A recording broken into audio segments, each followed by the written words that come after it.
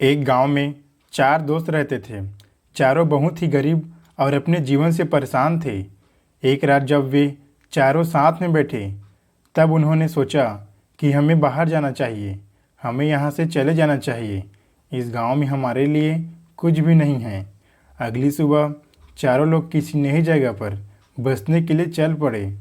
रास्ते में उन्हें एक कुटिया दिखी और सोचा, यहाँ कोई तपस्वी रहता होगा, उसी से हम उपाय पूछते हैं ताकि हमें हमारी गरीबी से छुटकारा मिले। वे कुटिया में पहुँचे और वहाँ मौजूद तपस्वी ने उनसे पूछा, तुम कौन हो और यहाँ क्यों आए हो? चारों दोस्तों ने उस योगी को अपनी स्थितियाँ समझाई और कहा, हम किसी भी हाल में इस गरीबी से बाहर निकलना चाहते हैं, हम धन अर्जित करना चाहते हैं। योगी को उन चारों पर दया आ गई और उन्होंने एक बत्ती दी। योगी ने कहा, तुम हिमालय की ओर निकल जाओ और रास्ते में जहाँ भी यह बत्ती गिरे वहाँ खुदाई करना, तुम्हें खजाना वहीं मिलेगा। दिनों तक हिमालय की ओर चलने के बाद जब एक दोस्त की बत्ती गिरी तो चारों दोस्तों ने मिलकर वहाँ खुदाई शुरू कर दी। खुदाई में उन्हें एक तांबे की खान लगी। जिस दोस्त की बत्ती गिरी थी उसने अपने तीनों दोस्तों से कहा, यही वह खजाना है, हमें इसे लेकर वापस चले जाना चाहिए।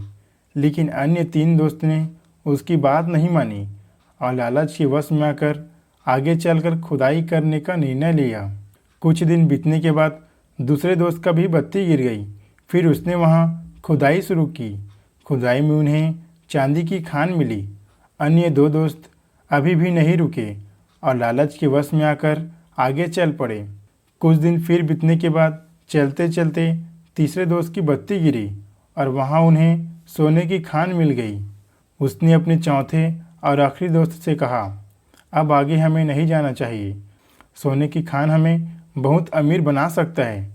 चौथे दोस्त ने कहा, नहीं, शायद आगे मुझे हीरे का खान मिल जाए, इसलिए मैं तो आगे ही जाऊंगा। तीसरा दोस्त बोला, ठीक है, तुम जाओ, लेकिन मैं अपनी यात्रा यहीं पर सीमित रखूंगा। लेकिन जब तक तुम वापस नहीं आओगे तब तक मैं यहीं रुकता हूँ, हम साथ ही वापस चलेंगे। चौथा दोस्त आगे बढ़ा और निकल गया अपनी खजाने की तलाश में। कुछ दिन चलने के बाद वह अपना रास्ता भूल गया और गोल गोल वही घूमने लगा। कुछ दिन ऐसे ही बीते। फिर उसकी थकान बहुत बढ़ गई। वह अपने रास्ते से भटक गया। वह भूख और प्यास से बिखरने लगा। गर्मी की वजह से उसका शरीर पूरा जलने लगा।